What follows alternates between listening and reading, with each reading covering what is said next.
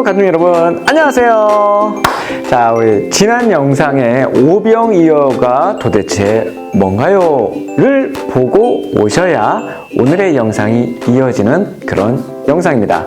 오늘의 영상 제목, 사람의 살과 피를 먹고 마신다고요?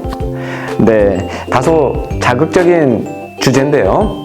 우리 기독교는 초대 교회가 로마로부터 극심한 박해를 받았다는 것은 널리 알려진 이야기입니다. 주후 64년, 굉장히 중요한 해입니다. 로마에 큰 화재가 발생하죠. 이때 황제가 누굽니까? 네, 그 유명한 네로 황제죠. 이 네로 황제가 화재의 원인을 기독교인들에게 돌립니다. 그들을 박해하기 시작하는 사건이 일어나는 거죠. 당시 초대 기독교인들은 핍박을 피해서 항상 비밀리에 주일 예배를 드려야 했는데요. 이것이 로마 제국 시민들로 하여금 큰 오해를 낳게 됩니다. 당시 그리스도인들은 주일 예배를 사랑의 교제와 그리스도의 몸을 나누는 것이라고 표현했거든요. 그런데 로마인들은 이 사랑의 교제를 집단적으로 성관계를 맺는다라고 오해를 하고 그리스도의 몸을 나눈다는 것을 어린아이를 죽여서 나눠 먹는다라고 오해를 했다는 거예요. 이런 오해가 주후 110년이 되어서야, 거의 50년 이상이 되어서야 해소되기 시작한 겁니다. 자, 이처럼 우리 기독교는 당시 많은 오해와 핍박 속에서 성장한 종교라고 할 수 있죠. 요한복음 6장 54절에서 55절에 예수님의 말씀이 나오세요. 누구든지 내 살을 먹고 내 피를 마시는 사람은 영생이 있고 내가 마지막 날에 살릴 것이다. 내 살이야말로 참된 양식이요 내 피야말로 참된 음료다. 이런 말씀이에요. 이 말씀을 처음 읽은 당시 유대인들이나 이방인들이 오해를 했겠어요, 안 했겠어요? 당연히 했겠죠. 지금 이 시대에도 성찬식에 대해서 설명을 제대로 들어보지 못한 사람들은 이 본문을 제대로 이해하기가 힘들 것입니다. 더군다나 지금까지 교회 문턱을 한 번도 넘어보지 않은 사람들은 이것이 무슨 회개한 말인지 매우 궁금할 거라고요. 오늘 영상을 통해서 예수님의 살을 먹고 피를 마시는 것이 도대체 무슨 뜻인지, 또 그 성찬식의 의미는 무엇인지, 우리가 왜 성찬식에 참여해야 하는지 이해가 되기를 바랍니다. 이 영상을 통하여 하나님의 사랑과 예수님의 희생에 감사하는 우리가 되기를 바랍니다. 자, 성찬. 오늘의 주제는 성찬이죠. 성찬은 거룩한 음식이라는 뜻입니다. 거룩하다. 거룩할 성자에 거룩한 음식. 무슨 의미예요? 예수 그리스도의 십자가의 죽으심으로 우리는 구원을 얻게 되죠. 하나님은 저 멀리 하늘에서 절대 타자로 계신 것이 아닙니다. 하나님은 우리 안에 항상 거하시고 우리의 목자가 되셔서 우리를 이 광야 같은 세상에서 하나님께서 친히 이끌고 가신다는 것을 확인시켜 주세요. 그 확인하는 과정이 바로 이 성찬식에 참여하는 겁니다. 자, 그러나 예전에는 많은 오해가 있었어요. 예수님의 살을 먹고 예수님의 피를 마신다는 그리스도인들의 이 성찬식 때문에 2세기 로마 제국에서는 그리스도인들은 식인종이야, 이런 흉측한 루머가 돌기 시작했다는 거예요.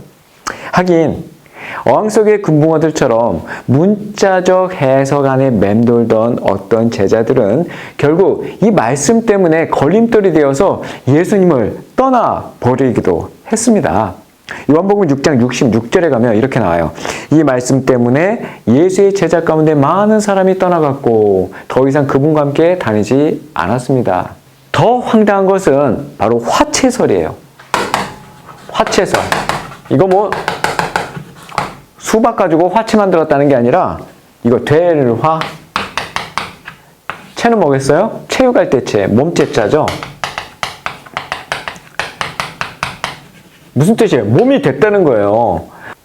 어떻게 몸이 되었다는 거예요? 성찬식에 그 포도주와 떡을 먹고 마시면 내가 예수님의 몸이 된다는 거예요. 여전히 화채소를 신봉해서 신비적인 예식으로 성천하는 집단이 있는데 바로 1551년 트렌트 공의회에서 로마 카톨릭의 공식적 입장이 돼버린 것이죠. 우리의 오감으로 경험되지 않는 복음, 이 복음을 눈으로 보고 입으로 맛보고 손으로 만져보는 아름다운 예전, 우리는 그것을 세크라멘트라고 하는데요. 이것을 통해서 눈에 보이지 않았던 그 구원을 이 땅에서 지속적으로 경험할 수 있는 것이 바로 성찬입니다. 이러한 귀한 선물을 주신 분은 두말할 나위 없이 선한 목자이신 예수님이죠.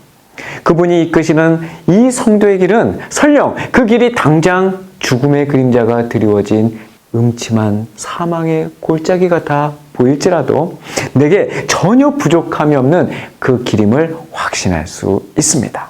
성찬은 그렇게 우리의 신앙을 굳게 다질 수 있는 귀한 도구랍니다. 여호와는 내 목자시니 내게 부족한 것이 없습니다. 그분이 나를 푸른 목장에 눕히시고 잔잔한 물가로 인도하십니다. 하나님께서 우리의 이 성도의 길을 인도하시기 위하여 성찬을 주셨어요. 성찬은 이렇게 복음을 설명할 뿐 아니라 이 땅에서 그리스도인들의 모습이 어떠해야 함을 보여주는 것이죠. 그러한 그리스도의 삶을 복음으로 잘 견뎌내겠다는 성도의 다짐과 고백이 묻어있는, 어떻게 보면 천국 잔치가 성찬이에요. 잠깐 성찬상 위의 것들을 우리 한번 떠올려 볼까요? 작은 잔, 그리고 시금털털한 포도주, 맛없는 빵,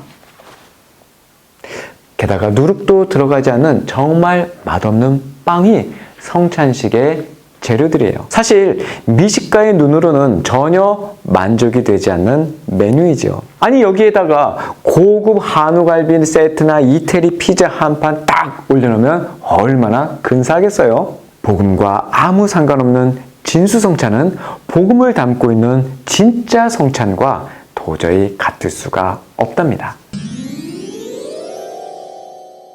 복음을 아는 자들은 비록 힘의 원리로 움직이는 이 세상에 살고 있지만 십자가의 원리로 움직이는 하나님의 나라를 바라보는 자들입니다. 그들은 자발적으로 세상의 진미를 마다하고 예수님의 살을 먹고 예수님의 피를 마시기로 선택한 자들이죠. 그런 자신들의 선택을 은혜와 감사로 엮어가는 그 순간이야말로 성찬의 의미가 찬란하게 빛나는 순간이죠.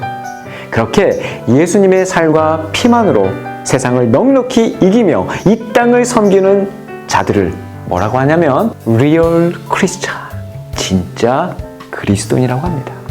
오직 예수 그리스도의 복음만으로 만족하며 살아가는 그런 자들, 그 자들이 모인 것을 우리는